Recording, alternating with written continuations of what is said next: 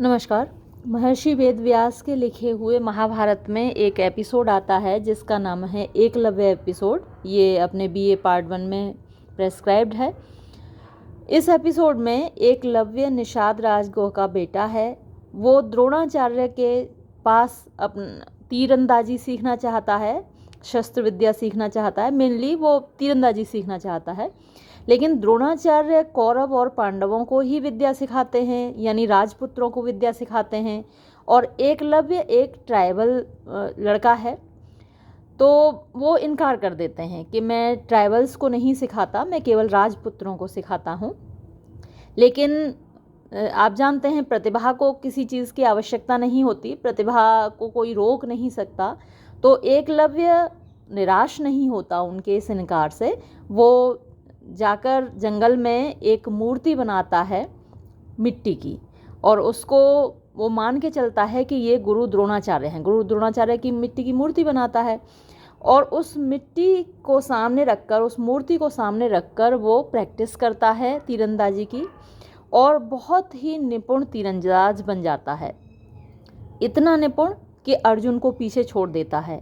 उधर द्रोणाचार्य ने अर्जुन से वादा किया था कि उससे बेहतर कोई तीरंदाज नहीं होगा, वो विश्व का सर्वश्रेष्ठ तीरंदाज होगा।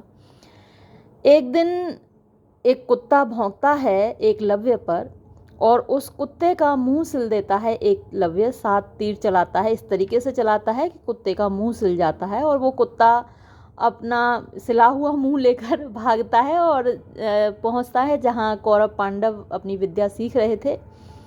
वहाँ अर्जुन देखता है कि अरे ये तो मैं भी नहीं कर सकता, ये किस तरीके से तीरों से मुंह सिला हुआ है इस कुत्ते का।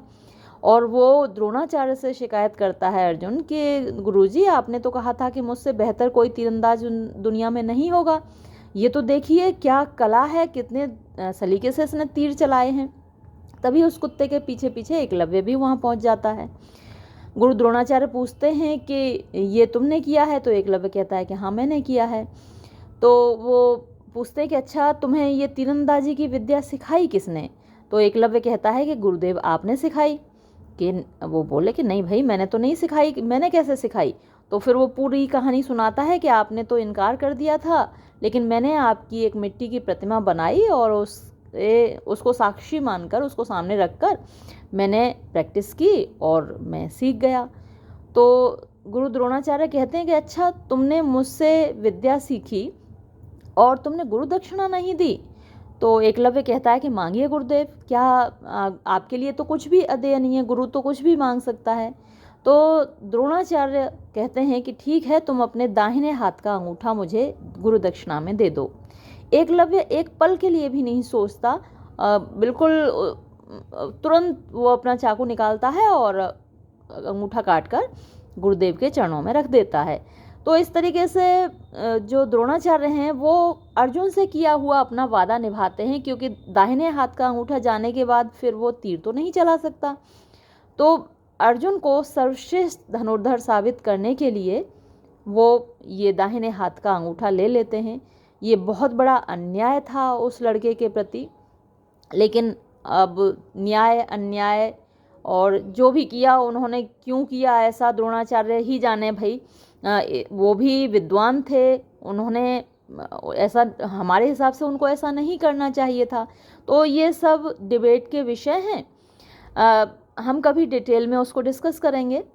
आज के इस वीडियो में मैं आपको केवल कुछ मल्टीपल चॉइस क्वेश्चंस दे रही हूँ। जो आपका पेपर आएगा उसमें 3 सेक्शन होंगे, ए बी सी। तो ए सेक्शन में या तो very short answer type questions हो सकते हैं या फिर मल्टीपल चॉइस क्वेश्चंस हो सकते हैं। तो इस वीडियो में हम कुछ मल्टीपल चॉइस क्वेश्चंस देखते हैं। देखिए, पहला क्वेश्चन है, हु वॉज एकलव्यज फादर, यानी एकलव्य के पिता कौन थे, है ना। तो पहला जो ऑप्शन है पाराशर, निषाद चीफ बी, और सी है शांतनु, और डी है विदुर। तो इसमें निषाद चीफ, निषाद राजगुह थे उसके पिता, और बी इसका सही जवाब है निषाद राज, निषाद चीफ कह सकते हैं आप। In which epic does the story of Ekalavya appear, यानी किस एपिक में एकलव्य की कहानी आती है? तो वो महाभारत में आती है, बी सही जवाब है। फिर question number 3, what was Ekalavya's greatest aspiration, यानी एकलव्य की सबसे बड़ी एस्पिरेशन माने इच्छा क्या थी, महत्वाकांक्षा क्या थी। तो जो ऑप्शंस दिए हुए हैं उनमें से बी ऑप्शन सही है, to master the art of archery, यानी वो एक अच्छा तीरंदाज बनना चाहता था। फिर क्वेश्चन नंबर 4 देखिए, who was the royal teacher of the कुरु प्रिंसेस, यानी कुरु वंश के जो राजकुमार थे उनका शाही शिक्षक, रॉयल टीचर माने शाही शिक्षक कौन था। तो आंसर इसका बी है, द्रोणाचार्य थे उनके गुरु। फिर क्वेश्चन नंबर 5 देखिए, why did Dronacharya refuse to teach Eklavya, Dronacharya ने एकलव्य को पढ़ाने से इनकार क्यों कर दिया। तो इसका आंसर बी है, he belong to the Nishad tribe, यानी उनका कहना था कि वो केवल राजपुत्रों को ही विद्या सिखाते हैं, जबकि वो एक ट्राइबल था, आदिवासी था। तो बी इसका सही जवाब है। Question number 6, what did Eklavya do after Drona refused him, तो जब द्रोणाचार्य ने इनकार कर दिया एकलव्य को विद्या सिखाने से तो एकलव्य ने क्या किया। तो जो ऑप्शंस हैं उनमें से बी सही जवाब है, created a clay idol of Drona, यानी उसने द्रोणाचार्य की एक क्ले माने मिट्टी और आइडल माने मूर्ति, मिट्टी की एक मूर्ति बनाई। फिर देखिए question number 7, what did the clay idol of Drona symbolise for Eklavya, यानी जो क्ले आइडल थी यानी मिट्टी की मूर्ति थी द्रोणाचार्य की, सिंबलाइज यानी उसका क्या प्रतीक रूप में महत्व था एकलव्य के लिए। तो जो ऑप्शंस हैं उनमें आंसर बी है, the eternal principle of the गुरु, यानी इटर्नल हमेशा रहने वाला प्रिंसिपल, सिद्धांत ऑफ द गुरु, गुरु का, यानी आपको कोई भी विद्या सीखने के लिए गुरु का होना ज़रूरी है, भले ही वो जो गुरु है वो सिंबॉलिक हो। अब यहाँ द्रोणाचार्य तो थे नहीं उसके सामने, लेकिन वो एक सिंबल के तौर पे थे, जो मूर्ति उसने बना के रखी थी, क्योंकि ये माना जाता है कि विद्या के लिए गुरु का होना आवश्यक है ना। जैसे ईश्वर है, हम लोग ईश्वर में विश्वास करते हैं ना, तो हम उनकी मूर्ति बनाते हैं, कन्हैया जी की मूर्ति बनाते हैं, रामचंद्र जी की मूर्ति बनाते हैं, माँ दुर्गा की मूर्ति बनाते हैं, उनकी पूजा करते हैं। तो वो एक सिंबल के तौर पर हमने ईश्वर को नहीं देखा है ना, तो ईश्वर की हम अपने हिसाब से कल्पना करते हैं, तो वो सिंबल होता है जिसकी हम पूजा करते हैं, वो हमको एक आत्मविश्वास देता है ना। तो यहाँ भी जो मूर्ति थी वो उसके लिए एक प्रिंसिपल थी, सिद्धांत थी। ठीक है, बी सही जवाब है यहाँ। और क्वेश्चन नंबर 8 देखिए, which incident first revealed Ekalavya's exceptional archery, which incident यानी किस घटना ने फर्स्ट सबसे पहले रिवील माने दिखाया, एकलव्याज एकलव्य की, एक्सेप्शनल यानी विशेष, आर्चरी यानी धनुर्विद्या। तो इसमें जो ऑप्शंस हैं उनमें से बी सही जवाब है, the silencing of the dog, यानी कुत्ते को उसने जिस तरीके से चुप कराया वो उससे पता चलता है कि वो कितना बड़ा धनुर्धर था। क्वेश्चन नंबर 9 देखिए, how did Eklavya silence the dog, तो एकलव्य ने कुत्ते को कैसे शांत किया। तो जो ऑप्शंस हैं उनमें से सही जवाब बी है, बाय प्लेसिंग एरोज, यानी तीर मारकर, इन इट्स माउथ, इसके मुंह में, विदाउट किलिंग इट, बिना उसको मारे, यानी कुत्ते को नहीं मारा लेकिन उसके मुंह में तीर इस तरीके से मार दिए कि वो शांत हो गया, भौंक नहीं सकता था वो। Who felt most threatened by Ekalavya's skill, who felt यानी किसने महसूस किया, मोस्ट सबसे ज़्यादा, थ्रेटेंड माने खतरा, बाय एकलव्याज स्किल एकलव्य की जो कुशलता है, तीरंदाजी है, उससे सबसे ज़्यादा खतरा किसको महसूस हुआ। तो जवाब है सी, अर्जुन, है ना। बाकी लोग तीरंदाजी का, जैसे भीम थे या फिर दुर्योधन, भीम और दुर्योधन दोनों गदा युद्ध करते थे तो उनको कोई खतरा नहीं था, या युधिष्ठिर थे वो भाला फेंकते थे, भाला युद्ध में वो निपुण थे तो उनको कोई खतरा नहीं हुआ, है ना। नकुल सहदेव थे वो तलवारबाजी करते थे, तो सबकी अपने अलग अलग शस्त्र थे जिनमें वो पारंगत थे, लेकिन केवल अर्जुन था जो कि धनुर्धारी था, तो सबसे ज़्यादा खतरा उसको महसूस हुआ अपने लिए एकलव्य की कुशलता से। फिर देखिए question number 11, what did Dronacharya ask for as guru dakshina, तो गुरु दक्षिणा के रूप में द्रोणाचार्य ने क्या मांगा? तो इसका जवाब है सी, हिज राइट थंब, यानी एकलव्य के सीधे हाथ का अंगूठा मांगा, जिससे कि वो फिर से तीरंदाजी न कर सके और अर्जुन सर्वश्रेष्ठ धनुर्धर बना रहे। फिर क्वेश्चन नंबर 12 देखिए, why did Drona demand Ekalavya's thumb?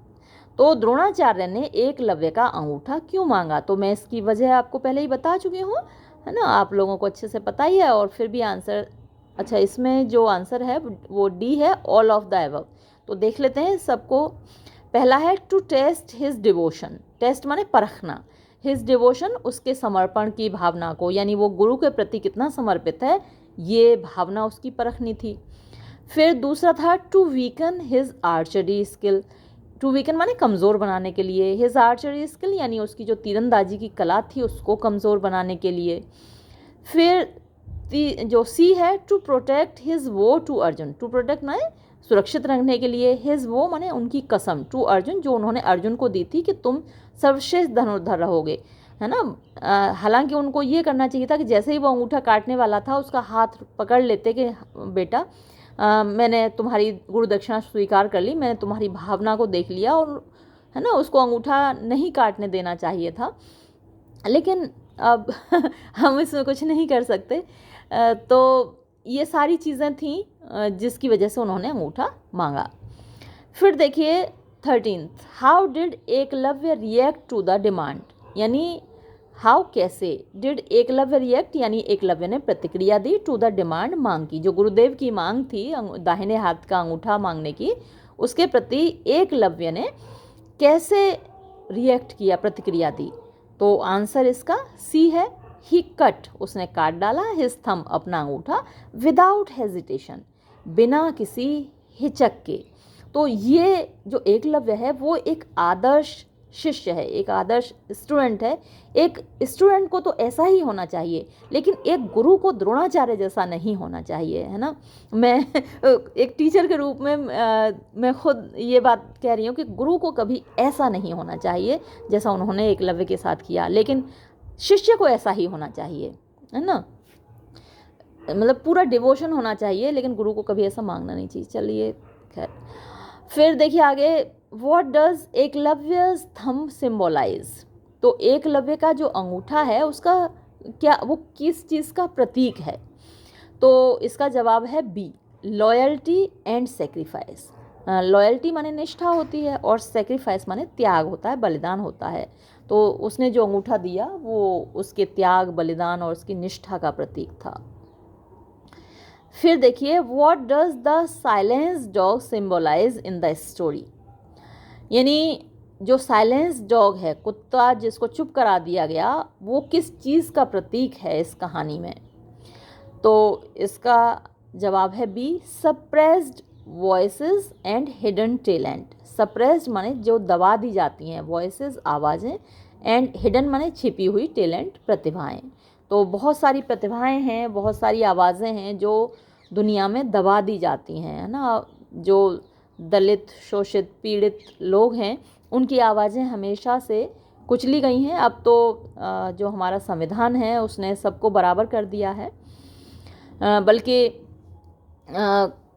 थोड़ा सा जो तराजू है दूसरी तरफ ही झुका दिया है हमारे संविधान ने। लेकिन पहले से जो ये आवाज़ें थीं सारी दबा दी जाती थीं, तो ये उसी का प्रतीक है। फिर देखिए, what happened to Eklavya after losing his thumb?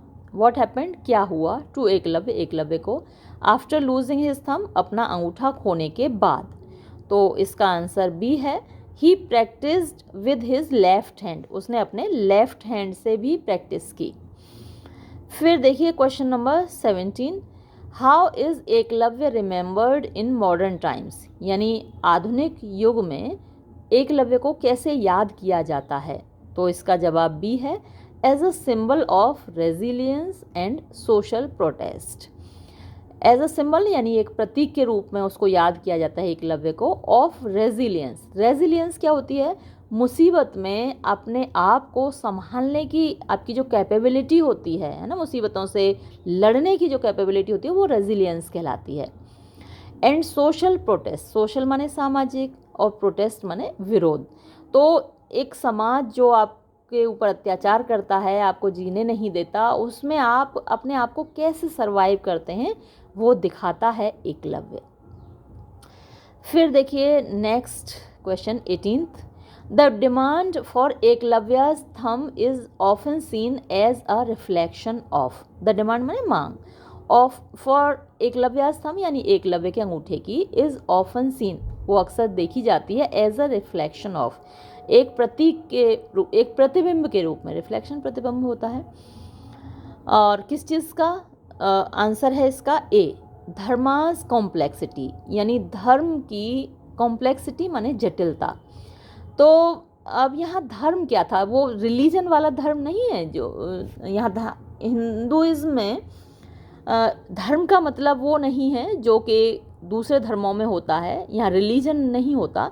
धर्म मतलब एक तरीके से निष्ठा, कर्तव्य पालन।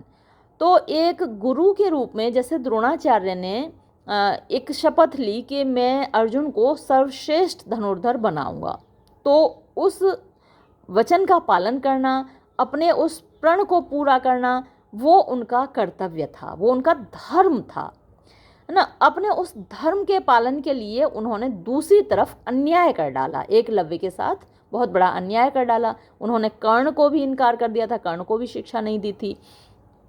तो अब अपने इस धर्म के पालन के लिए उन्होंने दूसरी तरफ जो अन्याय कर दिया, तो ये धर्म की कॉम्प्लेक्सिटी है, जटिलता है ना, तो वो यहाँ दिखाई देती है। अब उन्होंने अपना प्रण तो पूरा किया लेकिन दूसरों के साथ अन्याय करके। फिर देखिए question number 19, the Eklavya story is most strongly associated with which theme, यानी जो एकलव्य की कहानी है इज मोस्ट स्ट्रांगली, सबसे ज़्यादा स्ट्रॉन्ग तरीके से, सशक्त तरीके से, एसोसिएटेड माने जुड़ी हुई है, विद विच थीम, किस थीम से। तो इसका जो आंसर है वो बी है, गुरु भक्ति, यानी डिवोशन टू टीचर, अपने टीचर के प्रति, अपने गुरु के प्रति जो भक्ति है, डिवोशन है, समर्पण है, वो दिखाया गया है। तो बहुत भाग्य से ऐसा एकलव्य जैसा शिष्य मिलता है ना। और गुरु द्रोणाचार्य ने ऐसे एक शिष्य को गंवा दिया। हालांकि अर्जुन भी डिवोटेड था, अर्जुन ने भी द्रुपद को बांध कर ला कर दिया था गुरु दक्षिणा में, जब इन्होंने मांगा था, जो द्रोणाचार्य हैं उन्होंने अर्जुन से मांगा था कि गुरु दक्षिणा में मुझे द्रुपद को बंदी बनाकर ला के दो, तो अर्जुन ने वो ला कर दिया था, वो भी डिवोटेड था। लेकिन ऐसा जो शिष्य है वो तो बड़े भाग्य से मिलता है, ये जो शिष्य था उन्होंने वो गंवा दिया। तो ये गुरु भक्ति का प्रतीक है।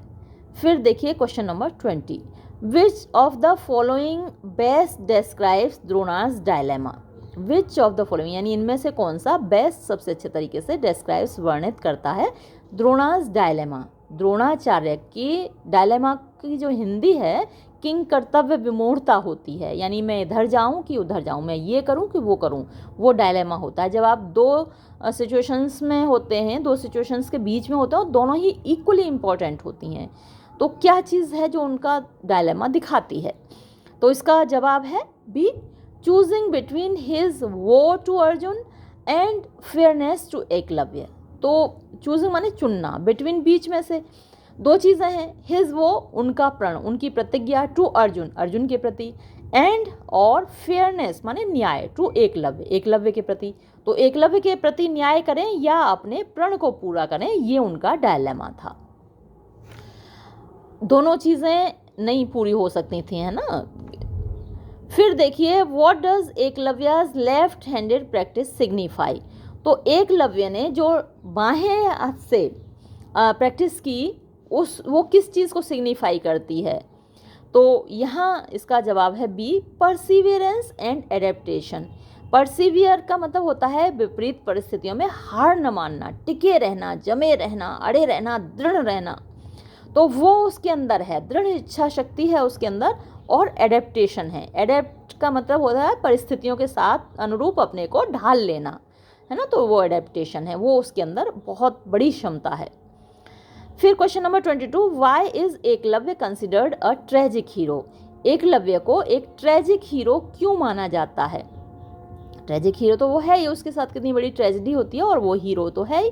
फिर तो इसका जवाब है बी, हिज टैलेंट, उसकी जो प्रतिभा थी, वॉज डिनाइड रिकग्निशन, उसको रिकग्निशन नहीं मिला, उसको लोगों ने माना नहीं, इनकार कर दिया रिकग्नाइज करने से, ड्यू टू बर्थ, जन्म की वजह से।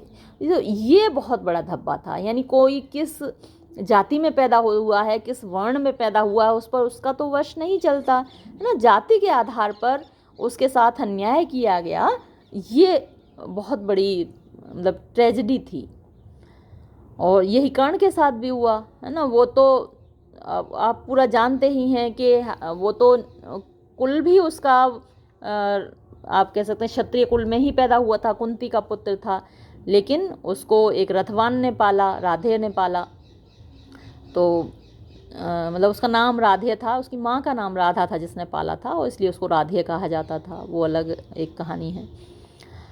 फिर देखिए question number 23, what larger philosophical lesson does this episode present. What माने क्या, लार्जर यानी विस्तृत, फिलोसॉफिकल यानी दार्शनिक, लेसन सबक पाठ, डज दिस एपिसोड ये जो कहानी है प्रेजेंट प्रस्तुत करती है। तो क्या सबक, क्या पाठ हमारे समक्ष प्रस्तुत करती है ये कहानी। तो इसका जवाब है डी, बी, धर्म इज कॉम्प्लेक्स एंड कंटेक्चुअल, है ना, ऊपर बी दिया हुआ है। धर्म इज कॉम्प्लेक्स एंड कंटेक्चुअल, यानी जो धर्म है वो कॉम्प्लेक्स माने जटिल है, कंटेक्चुअल यानी इसकी परिभाषाएं बदलती रहती हैं, परिस्थितियों के हिसाब से ये बदलता रहता है। फिर देखिए question number 24, which text describes Dronacharya dictating the epic to Ganesh. Which text यानी कौन सा टेक्स्ट है, कौन सी किताब है, डिस्क्राइब्स जो वर्णन करती है, द्रोणाचार्य डिक्टेटिंग द एपिक, कि द्रोणाचार्य एपिक को, इस कहानी को डिक्टेट कर रहे हैं टू गणेश, गणेश को। द्रोणाचार्य तो नहीं डिक्टेट कर रहे हैं, तो ये इसमें गलत दे रखा है। द्रोणाचार्य ने डिक्टेट नहीं किया है, ये तो वेद व्यास ने डिक्टेट किया है। कहीं वैशंपायन भी नाम आया है, लेकिन वेद व्यास यहाँ पर आएगा, द्रोणाचार्य नहीं आना चाहिए। गणेश जी को डिक्टेट किया है वेद व्यास ने या फिर वैशंपायन।